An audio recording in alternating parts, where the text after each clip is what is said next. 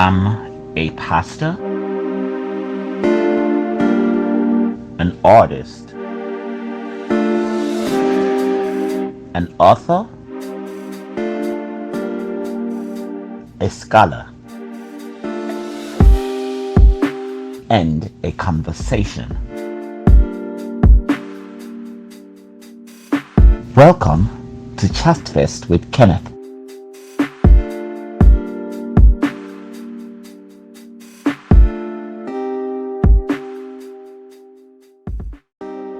Hello, and welcome to another episode of Chatfest with Kenneth.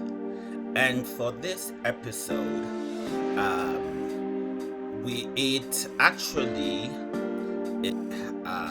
was last year, that's 2022, when I did my social heritage tour. I went to see a professional. Okay, I'm intentionally being anonymous because I need to protect the person's identity. So I went to see a professional I'm also gonna hide the person's industry. And we were having a conversation about Nigeria, Peter Obi, the political atmosphere, his run for his presidential candidacy, how viable it was. And so all this was, we were having this conversation August/September of last year. So this was pre his loss, if you want to call it that way, and everything. So, and then we talked about tribalism and basically just the general atmosphere of the political scene in Nigeria. So you understand why this person's identity has to be anonymous, because it was cocktails and conversations and just hanging out. It wasn't anything serious. And incidentally, because I had a team I was traveling with, and one of my team members pulled out a cell phone and was recording. And in hindsight, when I listened to the recording, there were some things that just seemed very poignant, and I couldn't just delete it and throw it away. So watch and enjoy. Things more and a lot of your sentiment about the Igbos today are as a consequence of the treatment they received in the aftermath to that so-called dominance that they had. Okay, but do you understand what I'm saying? I understand what you're saying. Yeah. But where because I'm a psychologist. I'm always reading into psyche. I'm always looking at psyche. What the average person labels as an ego man is someone who's shiesty, someone who is shady, someone who is money hungry. An entrepreneur, basically, because they have that entrepreneurial spirit. So it's just somebody who, when it comes to money, they will try to get the last pound and go for the jugular. And it just seems, and it is a cultural mindset that they seems to be around that. That's the point I'm making. That's an impression a situation that was created as a consequence of the 66 coups and the Civil War, and the realization that the community of people, because before 66, they were the dominant tribe, and they were the most educated in almost every aspect. Money was not even their main. That's not what they were known for. They were the highest in business, highest in government. Yeah, that's because they were the most educated.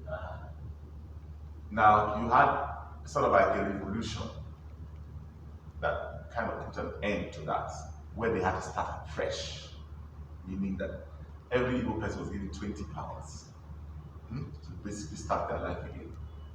And they had to work hard to regain any semblance of civilization.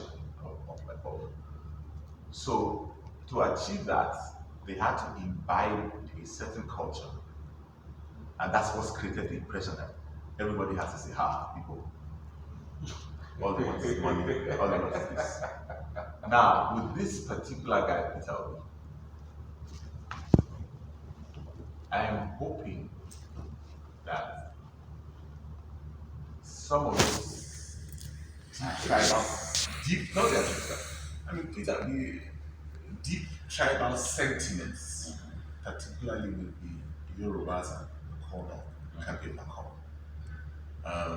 But the sentiment is there and it's real, and that's Peter Obi's biggest problem. If it wasn't Igbo, Probably a lesser of an uphill climb. but I think he can still make it.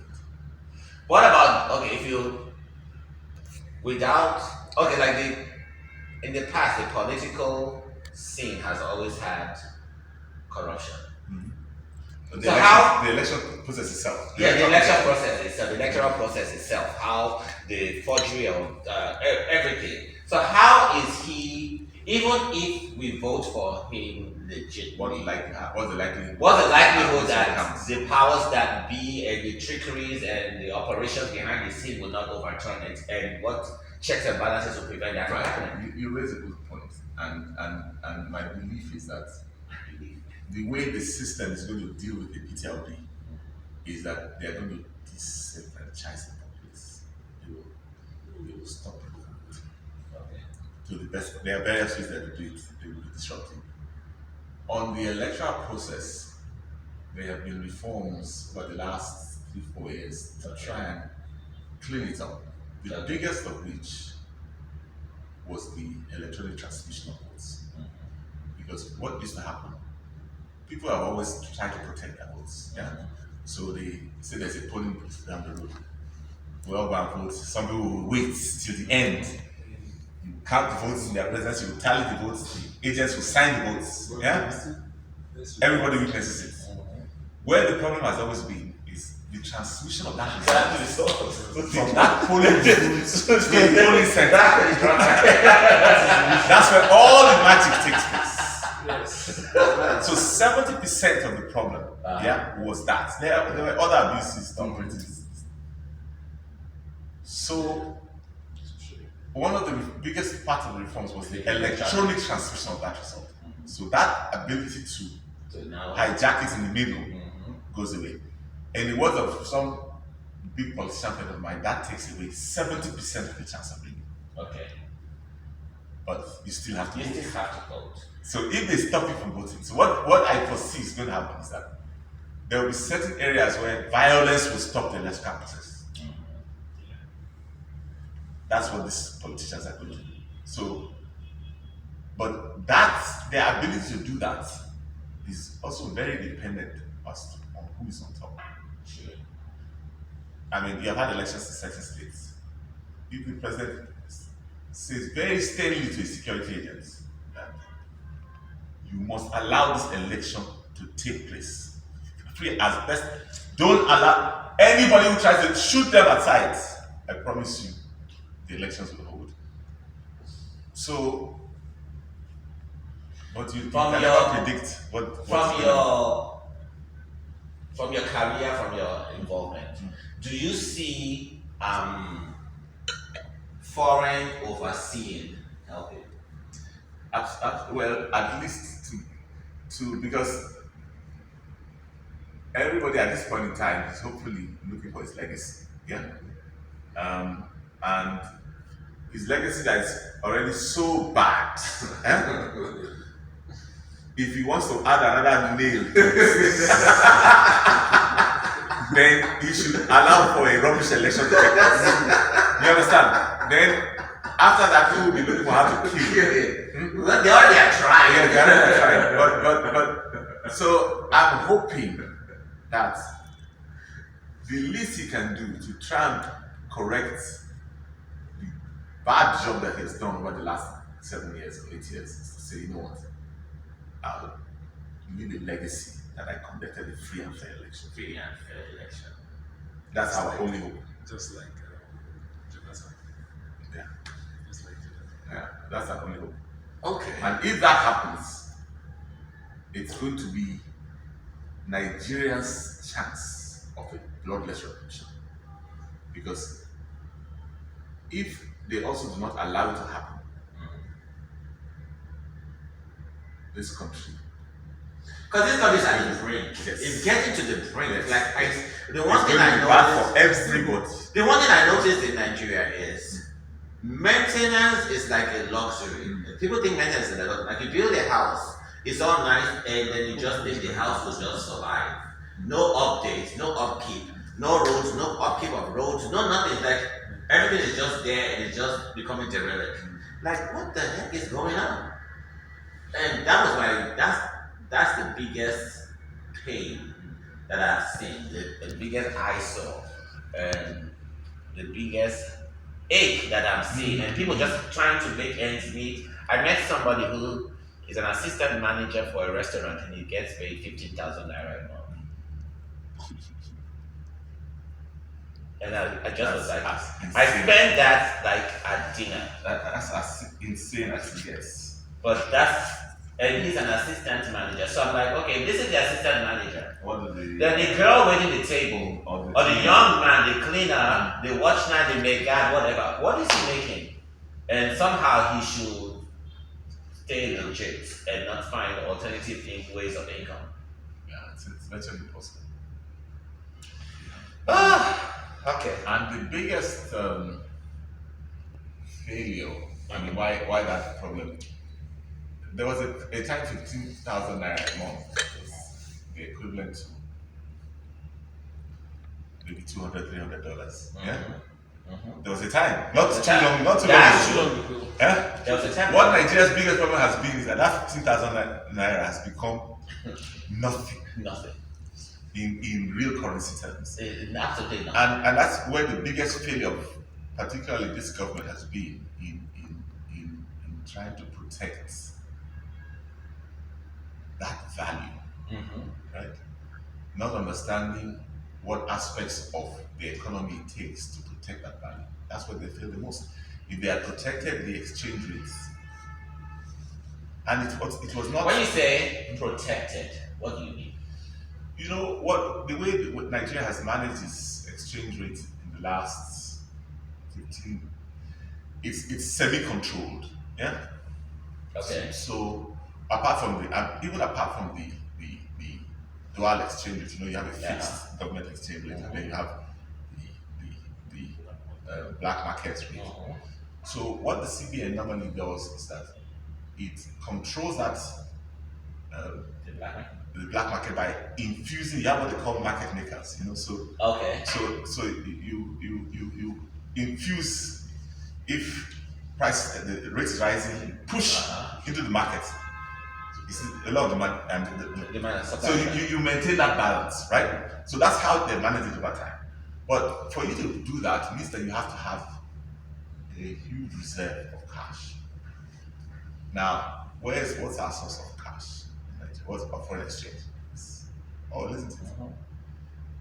Now, the reason we're in the situation that we are in today is that our production has dropped.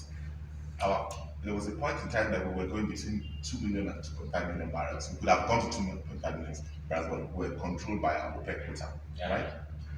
Our OPEC quota today is 1.8 million barrels, and our production is between 800,000 and a million. You cannot even meet it. And what is the benefit of the limited production? Or what's the agenda behind the limited production? They just failed in security, big issue, stealing of. Okay, so it's not like an intentional limitation. Well, it just if you recognize that this is your you make sure you have. This is your cash cow. Yes. This is your cash cow. So your cash cow cannot be starving. No, you can't focus on the black cow. The cash cow is who gets the green cow. Because you realize if you have the sense and the brain to realize that this is what is the key, which is where we talked about the failure, the fact that the guy they had no brains, collective brains. Yeah. When you realize that if my production drops from 2 million to even 1.5, I'm in trouble. You make sure that doesn't happen. And someone so they can't understand that. But Are you trying to say the cabinet don't have educated people who understand capacity. these things to? You have the man has not sacked anybody in 8 years. I'm done. That just nailed it. That just like a nail. Like okay, Forget. like 8 years and you get fired, nobody. Thank God. No accountability, nothing. Not forget. Tell me, do you know where this place is? Where? Prime Waters View Estate Gardens 1. I think it's on the Lekki. You Okay. can Google it. Okay, so yeah, this is my Prime Waters. Oh, I think let's try again. See. It's Estate Gardens 1.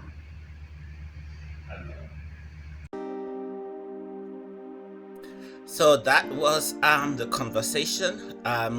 Kind of brief. The cell phone we didn't start recording from the beginning of the conversation. I guess one of my team members just he saw the trend of how we're going, and of course I was on my social heritage tour, so I was constantly getting content and footage, and so in his discrepancy he figured that was content and footage I could use later, and lo and behold, I am using it now. Anyhow, thank you again for watching this episode, and ask questions, comments, suggestions in the comment section of this video, and also support, like, share, visit CashApp and donate. Hey, nothing is free. We all have responsibilities, and time is money. But anyhow, your support and in any way possible is appreciated.